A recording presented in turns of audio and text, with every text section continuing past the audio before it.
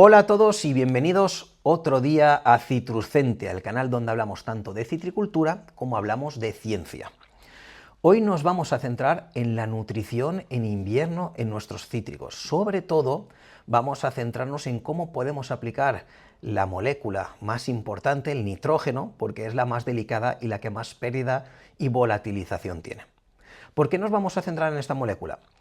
Porque el nitrógeno, a partir de un momento, aquí en la legislación española ya no lo podemos aplicar. De hecho, tenemos, como vemos aquí, una legislación en la que nos dice, como tenemos en este cuadro, que no podemos fertilizar de forma nitrogenada desde noviembre hasta febrero. ¿Y qué es lo que estamos viendo aquí en estos últimos años? Que los cítricos en invierno no paran. ¿Por qué? Porque tenemos temperaturas muy suaves. Cuando llegamos a invierno, el árbol debería detenerse y a partir de una primavera brotar y volver a su ciclo. Pero cuando hacemos análisis a finales de octubre, noviembre, y vemos una carga nutricional en las hojas, y luego pasamos a finales de marzo y hacemos un análisis, vemos que la carga nutricional ha bajado mucho. Eso es señal de que el árbol sigue creciendo y que realmente su metabolismo no ha parado. Entonces, ¿qué podemos hacer para nutrir nuestro cítrico en los meses que no podemos aplicar formas nitrogenadas? Pues vamos a hablar de tres productos muy interesantes, o tres combinaciones de productos. El primero es el uso de una urea con un inhibidor de la urea. El segundo es usar una fuente amoniacal con un producto, con un inhibidor que nos inhibe esa formación del amonio al nitrato, que es un inhibidor de la nitrificación. Y finalmente vamos a hablar de la fertilización con aminoácidos, sobre todo de carga amoniacal, que eso entenderemos ahora cuando lo expliquemos qué es. Entonces, os voy a dejar aquí varias cositas. El primero es lo que se sabe del uso eficiente del nitrógeno. Como veis, hay muchísima información. Luego, sobre los inhibidores de la urea y sobre los inhibidores de la nitrificación. Hay mucha bibliografía en muchos cultivos, en suelos, en condiciones. Hay gran cantidad de información y aquí lo que hemos hecho ha sido intentar resumir un poquito para ver cómo podríamos trabajar con nuestros cítricos con una fertilización líquida, que es como la mayoría estamos trabajando en las regiones de la Comunidad Valenciana. Entonces, este texto, este cuadro, hay un resumen general de cuándo aplicar cada uno de ellos. Cada maestrillo tiene su librillo. Entonces, cada uno, según su suelo y las temperaturas que tenga y la carga de materia orgánica y de posibles microorganismos, tendremos que decidir más por uno o por otro. Según bibliografía y según las moléculas y la característica que tiene cada una de ellas, lo que podemos ver es que a temperaturas intermedias interesa trabajar un inhibidor de la urea, como la monocarbamida, porque va directamente a trabajar la ureasa, que entre 12 y 15 grados está activa. En cambio, si tenemos unas temperaturas bajas en invierno, que están a menos de 12 grados, ahí ya interesaría a lo mejor, si la ureasa la tenemos parada, poder trabajar con algún tipo de producto que corte el ciclo de los microorganismos que están trabajando la nitrificación. Entonces ahí iríamos con alguna especie de sulfato o con un nitrato, con un sulfato amónico, perdonad, que tuviera el DMPP. Y una vez entremos ya en el periodo de noviembre, diciembre, enero y febrero, que no podemos aportar ninguna fuente de nitrógeno en sí, trabajar una fuente de aminoácido bioestimulante. Porque hay algunas fuentes de aminoácidos que contienen una parte amoniacal, que es natural, viene de la propia hidrólisis enzimática.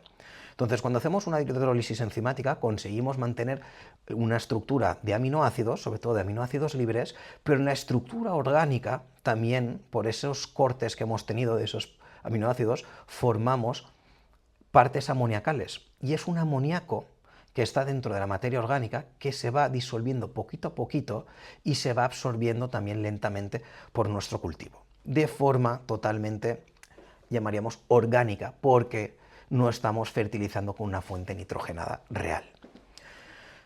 Entonces, viendo estos tres productos, sabiendo las necesidades que tiene nuestro campo con la carga de microorganismos que podamos tener y las temperaturas, yo lo que haría es, a finales de octubre, meter una fuente real de nitrógeno con algún inhibidor, según la temperatura que tengamos. Ahora, si las temperaturas son más o menos intermedias y aún sabemos que la ureasa está funcionando, entonces metemos un inhibidor de la urea con urea.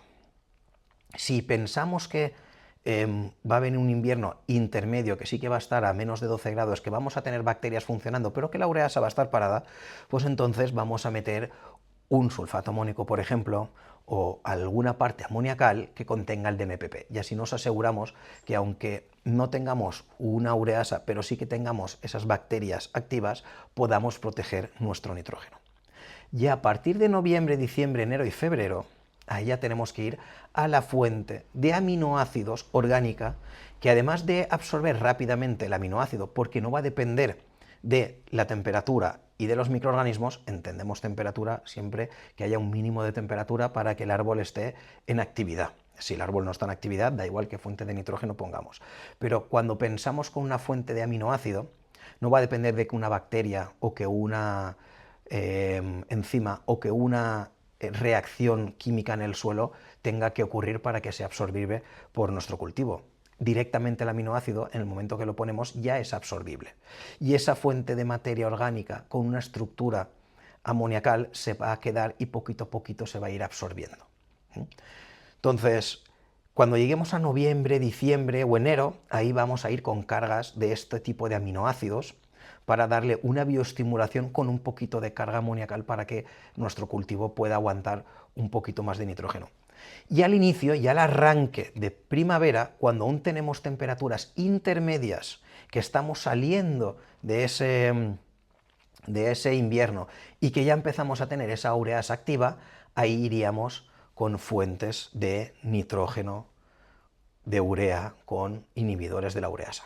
Entonces, como resumen, para mí, finalizamos la temporada cuando aún podemos meter una carga de nitrógeno con una fuente amoniacal con inhibidor de MPP. Mantenemos el invierno con una carga de aminoácido con estructura amoniacal y una vez vayan a salir las temperaturas que ya vamos a activar las ureasas y que vamos a empezar a fertilizar, pero a lo mejor poco y según las condiciones, ahí ya meteríamos un inhibidor de la urea con una fertilización ureica. Ese sería un poco el manejo que sería el correcto según las experiencias y según la bibliografía. Pero como todo, hay mucha ciencia, mucho debate, y si queréis debatir, estamos abiertos en comentarios para que salga el mejor tratamiento de nitrógeno según la legislación y según la eficiencia. Y lógicamente, si tenéis alguna duda, podéis escribirme aquí al correo que os dejo para no solo poder explicar cualquier duda que tengáis, sino que sepáis dónde acudir, sobre todo en la Comunidad Valenciana y en España, para conseguir cualquiera de los productos que hemos hablado, porque proveedores hay muchos y este tipo de tecnologías la tienen muchos fabricantes de fertilizantes. Así que nada, espero que os haya gustado, que entendáis un poquito qué fuente poder trabajar ahora de nitrógeno a final de año, y ya lo sabéis, si queréis seguir aprendiendo, pues dadle a seguir y esperad mi próximo vídeo. Un saludo.